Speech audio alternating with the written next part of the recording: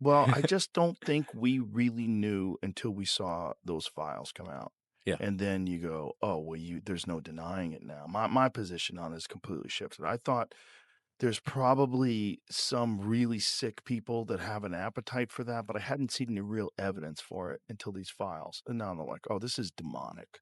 This is clearly demonic. A lot of stuff has been written about you and your family. A lot of it fueled by you, by Kim, by others. Where are things now with your family? What is your relationship like with Kim, with your kids? Uh, uh, Kim has Zionist media handlers surrounding her, all in and out her Hulu TV show, all in and out her family, all in or out the house that I created for my family. You could binge watch the entire first season of Afterlife instead of watching this show. That's a show about a man who wants to kill because his wife dies of cancer, and it's still more fun than this. Okay? Spoiler alert, season 2 is on the way, so in the end, he obviously didn't kill him. Just like Jeffrey Epstein. Shut up! I know he's your friend, but I don't care. In the lawsuit that was filed by attorney Howard King, it says Ray J claims that Kim and Chris have spent the last 2 decades peddling the false story that the S tape was leaked against her will. Okay, so here is the thing. Kanye West has been saying some wild things for years now, and for a long time, everyone just brushed it off, called him crazy, said he was off his meds, and then moved on. But something has shifted, because a lot of what he was shouting about, the powerful people, the darker circles, and the protection certain celebrities seem to have, is starting to look a lot less crazy than it did before. The You Know What files changed the game, and they opened up a world that a lot of people in power really did not want the public to see. Now people are going back and listening to what Kanye was saying, really paying attention, and asking whether the man Hollywood tried to destroy actually knew something. Kim Kardashian is one of the most famous women on the planet, and her family built a billion-dollar empire almost out of thin air. But people still question how that happened, who helped them, who opened those doors, and what any of that had to do with the circles we now know existed at the very top of Hollywood and even beyond it. So let us start from the beginning. Kanye and Kim got together in 2012, then got married in Italy in 2014, and for almost a decade they were everywhere. Not just regular famous, but present in rooms most people do not even know exist, surrounded by billionaires, media owners, fashion leaders, and political figures. That was their world. Now during the marriage, Kanye starts acting out. At least that is how it was framed. He gets hospitalized in 2016, starts saying strange things publicly, falls out with people, and the story everyone ran with was simple. Kanye is unwell. Kim is holding everything together. Poor Kim. Have you ever been cheated on? I have. Yeah. How did you find out? He told me. Oh. Mm-hmm. Immediately after or long after? Long after. And you were still together? Uh-huh. How did you deal with that? I just kind of was like, tell me more, you know? But like, that was like a more recent thing, but when you're in like a toxic, like 20-year-old, cheated on you? Not like super recently. Oh. But like when you're in your 20s and stuff, it's like all out psycho war, like take them down. Yeah, like psychoness when you're in one of those, like, and that has happened, but it's like calling the person. I'll always call the person and go off. Called the person that they cheated with? Mm-hmm. Mm-hmm. God, it's been so long. Yeah. You're like, this like psycho side of me like would come out just to make the call. And then I'd be like, okay, that felt good. Okay, but now in the last time you confronted someone. Just like, what's the point at this point? I think I'm just at a phase and at an age, I hate to be like at this age, but it's like, what's the point? Did you end it after he told you or no? I was in a tough position. I didn't. And I was in a tough position because I don't think they were in a position to have shared that information. It wasn't like a healthy place. And so I kind of didn't know if I should take it seriously or not. And I had to wait a time period to like really assess and see what was happening. But what is interesting is that Kanye never really stopped talking. He just became louder over time. As the years went on, some of the things he was saying started to line up with claims that were actually being uncovered. Things about certain networks, about who was protecting who, and about how the entertainment industry really operates behind closed doors. He even released a documentary called In Whose Name, which came out in September 2025, covering 6 years of his life from 2018 to 2024. And when you watch it, you see a man who genuinely believed he was being controlled and silenced. Whether you agree with him or not, it raises a serious question, because this was someone who was inside that world. He saw things, he heard things, and once he started speaking about it, the entire machine seemed to turn against him. Now, we also have to talk about Kris Jenner, because you cannot discuss the Kardashian empire without mentioning the woman who built it. Kris is widely seen as one of the smartest business minds in Hollywood history, taking her family and turning them into a billion-dollar brand without a record deal, without an acting career, and without a traditional path through the entertainment industry. She simply built it from the ground up. On the surface, that looks incredibly impressive, but the question people are asking now is not just how smart she is, it is who helped her get there, because doors like that do not usually open on their own, especially not for a family that had no real industry connections in the beginning. Kim Kardashian and Kris Jenner went to a Los Angeles judge this month and asked him to seal portions of a 2023 settlement agreement with Ray J, arguing that making the terms public would cause substantial harm to their privacy interests. The judge's response was essentially, prove it. And yet they could not. Judge Stephen Ellis ruled that their claims were, quote, too vague, speculative, amorphous, and unsupported to justify sealing the records. The settlement terms will be made public. The only thing getting redacted is a bank account number, which is the bare legal minimum and the one thing courts seal automatically anyway. For anyone who needs a refresher on the underlying situation, and it has layers, Kim Kardashian and Ray J dated in the early 2000s. They filmed in 2003. It was released by Vivid Entertainment in 2007, shortly before Keeping Up with the Kardashians premiered on E!, a timing that has fueled speculation for nearly 2 decades. Vivid has always maintained it obtained the video legally from a third party. In October of 2025, Kardashian and Jenner sued Ray J for defamation, accusing him of fabricating claims that they should be investigated under federal racketeering laws, RICO, the statute normally reserved for organized crime, for allegedly conspiring to release the tape deliberately to generate publicity. Ray J countersued the following month, claiming they breached the original $6 million settlement by discussing the tape again on their Hulu show. Kardashian filed a sworn declaration in March stating flat out that the racketeering claim is a lie and that her family is not a criminal enterprise. A judge has now ruled that the settlement terms will see daylight. 23 years after the tape was filmed, 19 years after it was released. The story somehow keeps finding new courtrooms to occupy. Pieces and online, people have been pointing to photographs, event guest lists, and various associations that they believe suggest the Kardashian-Jenner family moved in circles that are now under serious scrutiny. These are unverified allegations, and that needs to be stated clearly. But the conversations are still happening, and they are not going away. So what has Kris actually done about all of this? She has taken legal action. In late 2025, she and Kim filed a defamation lawsuit against Ray J after he went on a live stream and made some very explosive claims. According to the lawsuit, those statements are completely false, with no investigation, no charges, and nothing to support them. And that may very well be true. This federal RICO though on KK and Kris. Ooh, the federal RICO I'm about to drop on Kris and Kim is about to be crazy. The feds is coming. It's nothing I can do about it. It's worse than Diddy.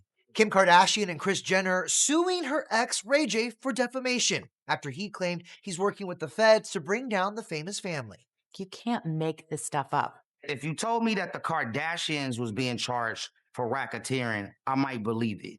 Ray J comparing the alleged case to the Diddy investigation on TMZ's The United States versus Sean Combs. He then doubled down on a live stream. It's worse than Diddy.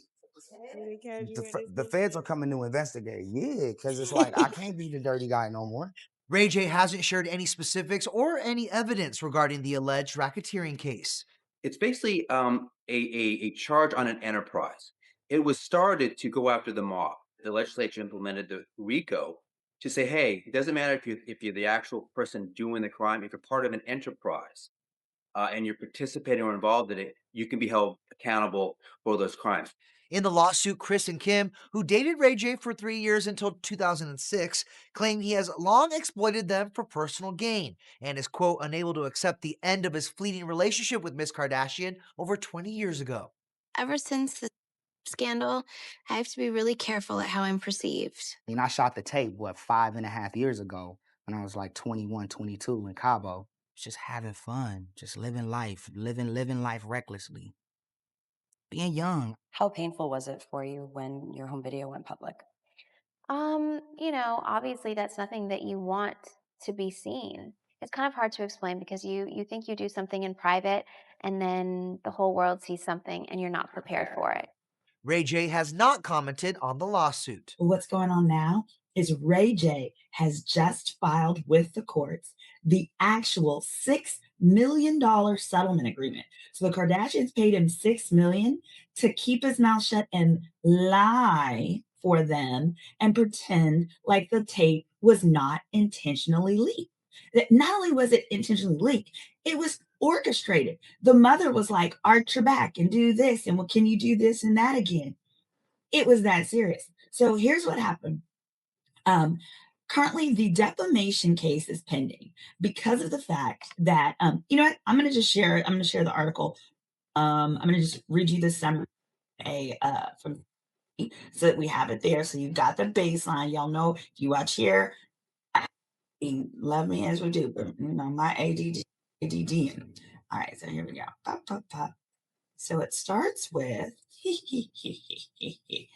Ray J says to Kim and her mother, let's pull this down and add this back up. Ray J said, "You screwed me after I screwed you." Okay. So the original case, and that was the case that was filed in October of 2025. Ray J fired back at that one, but Kim and her mama, they filed a lawsuit of their own suing him for defamation because Ray J said that they were all in on the infamous S tape and that it wasn't leaked against Kim's will. Now, remember on the Hulu show, Kim had an entire episode about how she is the victim of this leak that was done by the same people that do Girls Gone Wild. Well, in new legal documents, this says, obtained by TMZ, Ray J revealed what he says actually went down with the S tape. He claims that he and Kim consensually shot a tape in 2023, y'all, over 20 years ago. 23 years ago. And then in 2006, they discussed releasing it. And in part, she wanted to do that because her bestie at the time was Paris got air quote famous because her S tape got released. And then she ended up getting a TV show with Nicole Richie, etc. So in 2006, they discussed releasing it. And he said that Kim insisted that be in charge of the release and the commercial exploitation of the film. In the lawsuit that was filed by attorney Howard King, it says Ray J claims that Kim and Chris have spent the last 2 decades peddling the false story that the S tape was leaked against her will. But here is the thing, when powerful people respond to allegations with million-dollar lawsuits instead of simply ignoring them, it usually makes people more curious, not less. All right, so let us be real for a second. Kanye West has said things that are genuinely indefensible, including anti-Semitic remarks, conspiracy spirals, and posts he has shared online at all hours of the night. We are not going to pretend any of that did not happen. But if you actually sit down and look at what he has specifically said about the Kardashians and the world they operate in, separate from all the noise, there are still some things people feel are worth paying attention to. He has claimed for years that the family is protected by powerful figures, that there are relationships and obligations happening behind the scenes that the public does not see. He has also spoken about feeling like an outsider in his own marriage, like he was useful to have around but never fully trusted with the complete picture. His documentary even shows him confronting Kris Jenner directly about his 2016 hospitalization, where he is clearly angry and says he would have rather been dead than put on medication, which is an extremely heavy thing to say. What it suggests is that he genuinely believed people were using his mental health against him to silence him. Am I lying? A filed lawsuit also referenced claims that Kanye would regularly talk about powerful figures controlling the Kardashians, with his team suggesting he was paranoid, although some argue that paranoia and reality can sometimes overlap. And given what many people now believe about how certain powerful networks may operate, his words are being re-examined in a different light. Then there is the part that ties everything together, the files. For a long time, people talked about Jeffrey Epstein as just one individual with connections to famous people, a single figure with a so-called black book. But that is not how many of these discussions now frame it. What some reports and claims suggest is a wider system, a network of people who were connected, who protected each other, and who allegedly used access to powerful women as a form of influence and leverage. In December 2025, there were claims that House Democrats released photographs and video material linked to Epstein's private island, and congressional hearings have also placed on record that there were large amounts of archived material connected to his operation. The FBI has been publicly questioned about what it knew and what actions were taken or not taken. And while all of this remains heavily debated and not fully clear, it is part of the public conversation. This is not just internet rumor, it is being discussed in official spaces and records. Now, tonight we're getting an inside look at some of the rooms in Jeffrey Epstein's notorious home on a private Caribbean island where underage girls and young women were trafficked and used. Democrats on the House Oversight Committee released these photos as well as videos they say have not been made public before. One of the images shows what appears to be a dentist chair in one room with masks on a wall. Another shows a blackboard with some words scribbled on it: power, deception, plots, political. There's also this video showing the manicured grounds of the estate with palm trees and winding paths and a large pool. The Department of Justice has 16 days before they have to release documents related to its investigation of Epstein, as required by the bill that Congress passed and President Trump recently signed into law. Now, we learned today that Epstein's accomplice, Ghislaine Maxwell, is planning to file a petition that asking a judge to release her from prison. She's serving a 20-year sentence for her picking conviction. Joining us tonight, California Congressman Ro Khanna, member of the Oversight Committee, who, along with Republican Congressman Thomas Massie, led the fight to pass that bill, forcing the release of the Epstein files. So, Congressman, do these video images fill in any blanks for you, raise any new questions? I'm wondering what stands out to you. Well, the dentist chair was concerning to me. Obviously, we need to know the facts, but what we need to know is, were underage girls abused on that chair? What happened there? What we do know from the survivors is there are many such photos in the Epstein files. We know that from the survivors and their lawyers. All of those need to be released. Every file, every photo, every interview memorandum, while protecting victims, need to be released by federal law in the next 16 days. And do you expect, do you know what to expect in 16 days in terms of what level of redaction there's going to be? Have you gotten any word from the Department of Justice how they are handling this? Congressman Massie and I have requested to meet with Attorney General Pam Bondi or someone on her team handling the investigation. So far, we have not heard back. We're going to continue to pursue it. Of course, Congressman Massey is on the Judiciary Committee, so Pam Bondi will be coming before that committee. But now every person at the Justice Department who does not cooperate in releasing these files would be violating federal law, that they would be subject to federal penalties. So we expect that there will be a release, and we're going to continue to fight to make sure that it is transparent and complete. Your committee says it's also received about 5,000 documents in response to subpoenas to JP Morgan, Deutsche Bank for Epstein's financial records. I don't know how much of those the committee's been able to review, but I mean, what do you hope to find in those documents? Does anything connect any dots for you? Well, the committee is going through that. There are a lot of documents, but the big question is, how is Jeffrey Epstein, a former school teacher, worth $500 million? Who is funding him? Why are people giving him this money?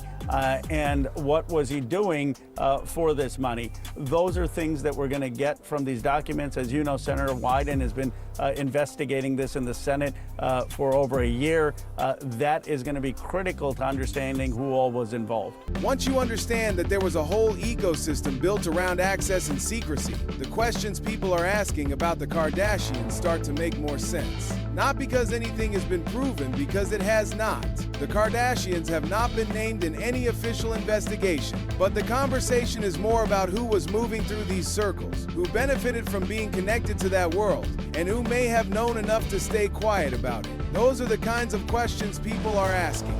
And in 2026, with everything that has come out so far, some argue that raising them is not necessarily conspiracy thinking, but simply paying attention. Now this is where things get even more interesting, because the most explosive moment in this entire story did not come from Kanye. It came from Ray J in September 2025. Ray J went on a public live stream and essentially dropped a bombshell claim, saying that a federal RICO investigation was supposedly coming for Kim Kardashian and Kris Jenner. He also claimed that what was coming would be worse. So you remember when Kim Kardashian and Kris Jenner filed the defamation lawsuit after Ray J claimed that there was going to be a RICO around the Kardashians, right?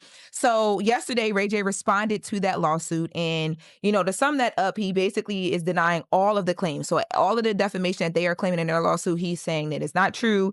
There was no damage done. He did not defame them. Anything he stated was true at the time, is what he alleges in his document. Kim and Kris responded immediately, filing a defamation lawsuit stating that his claims were completely false, with no federal investigation, no charges, and nothing to support them. They described his statements as calculated lies meant to damage their reputations. But here is where the lawsuit actually became more interesting. The court filings revealed that Kim and Kris had previously paid Ray J $6 million as part of a confidentiality agreement, $6 million in total. And by May 2025, they were attempting to recover $5 million of that amount, claiming he had violated the agreement by speaking publicly. This is a ridiculous claim. This is Kim Kardashian with more excuses about the bar exam. Even if there are charges, they don't say you can't join. If you're convicted, yes, but there are no charges. Yeah, the bar doesn't have like a messy situation.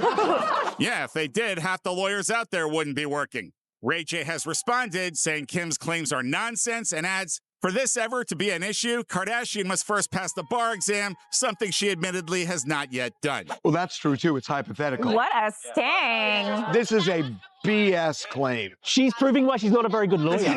She actually is. Now look, a $6 million deal to keep someone quiet could mean a lot of different things. We do not know exactly what all of it covers, but what we do know is that this was a real arrangement confirmed in actual court documents. And the moment that information came out, the narrative So what Ray J did is he filed what's called a counterclaim.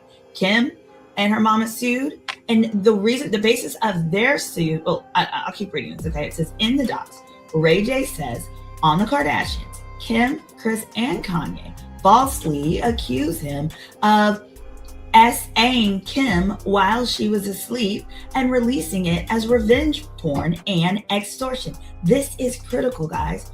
Ray J says he initiated legal proceedings and that Kim, Kris, and their production company entered into a settlement with him where Kim agreed to pay him $6 million.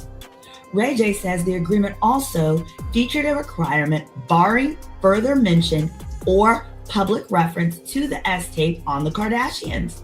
But he says almost immediately after the agreement was signed, Kim, Kris, and Ye, and Kendall Jenner all made statements in violation of the agreement. Now, in the docs, Ray J says that he is entitled to in damages under the agreement. Kim and Kris sued Ray for defamation. Check this out. For defamation last month. And here he says their lawsuit is not really about defamation.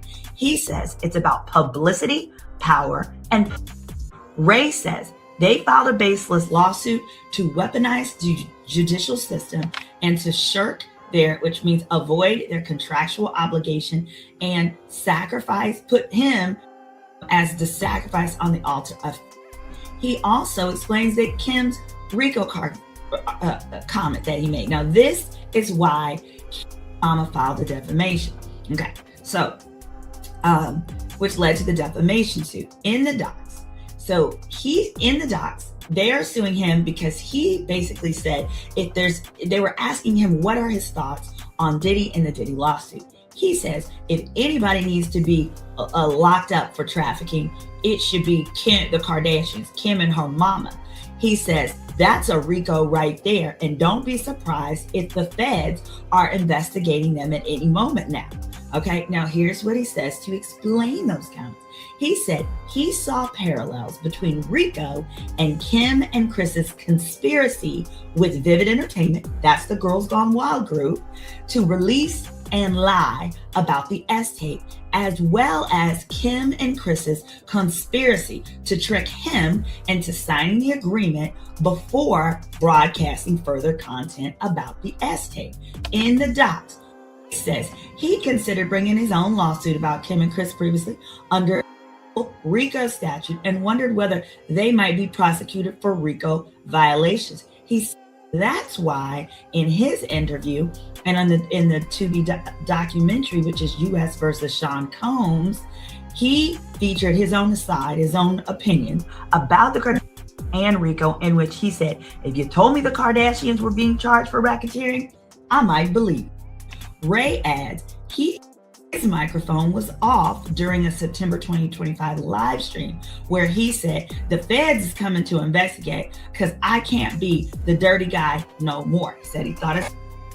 I'm going to talk about the validity of that defamation in this video. We're also going to go through the settlement agreement, the $6 million settlement agreement that proves Kim and her mama orchestrated the video. And then I showed you guys the clip, the thumbnail, but I'll also link below so you can watch the original video. The question is not whether Ray J is telling the truth.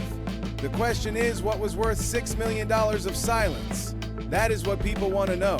Let us zoom out for a second because there is a bigger picture here that is easy to miss when you are focused on individual drama. The way celebrity actually works at the highest level is not what most people think it is. It is not just talent plus hard work at the top. It is also about access. It is about who you know, what rooms you can enter, and what you are willing to do or overlook to stay in them. The Kardashians did not go from a reality TV family to a multi-billion-dollar empire without some very serious help from some very influential people. That is at least how many people see it. Kim's brand was valued at around $5 billion by late 2025. Kylie built a cosmetics empire, and Kris has been closing major deals for decades. All of that requires powerful backing in some form or another. Kanye lived inside that world, and what he kept saying over and over was that it all came with strings attached, that the access, the deals, and the protection were never free, and that there were relationships and arrangements behind the scenes the public was never meant to see. Now Kanye also has his own complicated history, with his own allegations, lawsuits, and controversies, so he is not a clean messenger in any sense. What do you think about Kanye rants? What's going on with Kanye?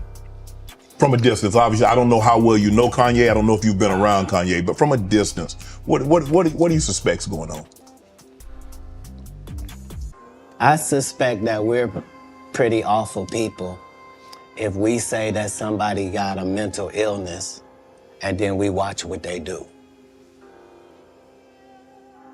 If you say somebody got special needs, then why would you be watching them and holding them accountable like everybody else? Wouldn't you grade them on a curve? Wouldn't you go, whew, this guy? Because, I mean, what are we reacting to? What are we reacting to? You're the one that put him in a position where he thought he was God and could call himself Jesus. And you're the one told a guy that writes musical lyrics that he was a genius. Mm-hmm. You're the one that's like, so what do you expect? The guy married a whore. Like, what? Oh, Lord. Like, I didn't mean it like that. I mean, married her because she was one. Not he didn't know. He understood that he wanted that. He courted that. That's what he wanted to base his But maybe family she got on. a good heart, though. I know what you're going to say. Don't you say it, Kat. Don't you say it. I'm going to move the If conversation. what I'm saying is not correct, then how does she end up with Pete Davidson?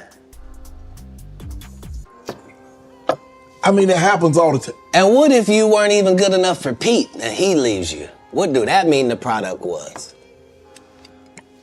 No, I don't support or villainize Kanye because I don't understand what it is we want from him.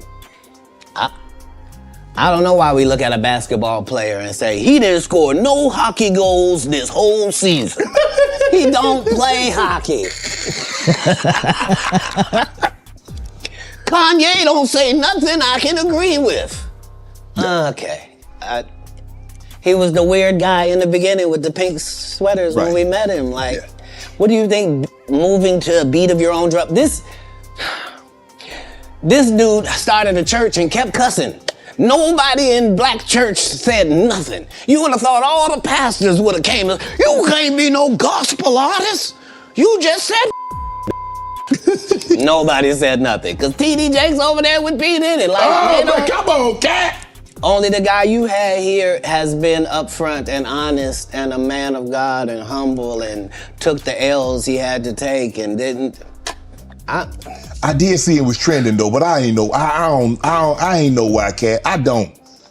But that does not automatically make what he was pointing at false. Sometimes the messiest people are the ones willing to say things that others may have been pressured or paid to stay quiet about. So let us just lay everything out clearly before we wrap up. What do we actually know for sure? We know Kanye has been making these claims for years and was repeatedly dismissed as unstable. We know the Epstein files confirmed that a real structured network of access and abuse existed at the highest levels of entertainment, politics, and finance. We know Kim and Chris paid Ray J $6 million under a confidentiality agreement and later sued him when he spoke publicly. We also know that multiple people in the Kardashian orbit have faced lawsuits, NDA, and aggressive legal responses when they have spoken out or made claims. Listen, who benefited more from the tape? Let me tell you something. That was probably the worst thing that's ever happened to me. If you look from then till now, it's the worst thing that's ever been put on my name. It's the most disgusting, the most illegal, and the most distasteful when you have a daughter. So when you're 20 and you just don't give a f, you're like, you know what I'm saying? Y'all don't wanna fuck I'm a everybody in a year. Everybody. And then you fast forward to now where you're the bad guy and now there's victims and I'm the aggressor or whatever it's called, and then we can't work in the industry no more. We can't do Dancing with the Stars and America's Got Talent, all those Dina Cat shows that they bring me on. Somebody makes a call and then they say, Ray, we can't have you on, but keep the money. Wow. That's way over everybody's head. There's nothing I was able to do in the music industry. I mean, not in entertainment when that shit happened. Nothing. Ratchet reality shows is what we came up with, which was Coloring Outside the Line. Electric transportation, Coloring Outside the Line, and hardware earbuds. That's all out of line. You can't call my partners in Hong Kong and Korea. Sorry. You tried, but you can't. You got me, you got my office. You attempted plenty of times. Are you gonna talk to Chris Humphries and Reggie Bush and everybody too? Are they on the list? Because I don't know where the are. But if wherever they are, I wanna hug them. Have you ever talked to them? I've never seen them. I want to hug them, though. I want to sit down. What would that discussion look like? I just want to know how they feel. I mean, what are you doing, you know? Are you going through anything? Are you, like, feeling, like, some kind of anxiety? Because only anxiety I feel is like, yo, it's so simple. Just tell happened. and I can walk away. That's all you gotta do. What do we not know? We do not know if any of this connects to anything criminal. We do not know if the Kardashians had any direct involvement in the specific networks exposed by the files. No charges have been filed, and no investigation has been confirmed. And here is the thing, that balance matters. It is easy to get swept up in the wave of allegations and start connecting dots that may not actually connect. And that is not being honest. It is just swapping one kind of fiction for another. But what you also cannot do is look at everything that has come out and simply say, move on. Nothing to see here. Because the architecture of protection that kept powerful people insulated for decades is starting to crack. And when it cracks, the names that begin to surface often surprise people. We are not done yet, so here is where we land. Kanye West is not a perfect person, and he is not a reliable narrator in many ways. And he has hurt people with his words and actions, and that is real. But he was also inside one of the most powerful families in entertainment for nearly a decade. He saw things, he felt things, and when he started talking about what he believed was happening behind the curtain, the world did not really engage with him, it mostly discredited him. The Epstein files did not name Kim Kardashian, and they did not confirm every theory circulating online. But what they did show is that the world Kanye was describing, one built on access, secrecy, protection, and leverage, was not imaginary. It was real, it existed, and people who operated inside it knew how to stay inside it. Kim has not been charged with anything, and we should not pretend otherwise. But we are in a moment where the silence of powerful people is starting to feel louder than their words. And with that in mind, here is the question to end on. If people close to these networks were willing to spend millions to keep certain voices quiet, what exactly were they afraid those people might say? Let us know what you think in the comments below. If you like this video, hit that subscribe button so you do not miss any new uploads. And until then, keep it real.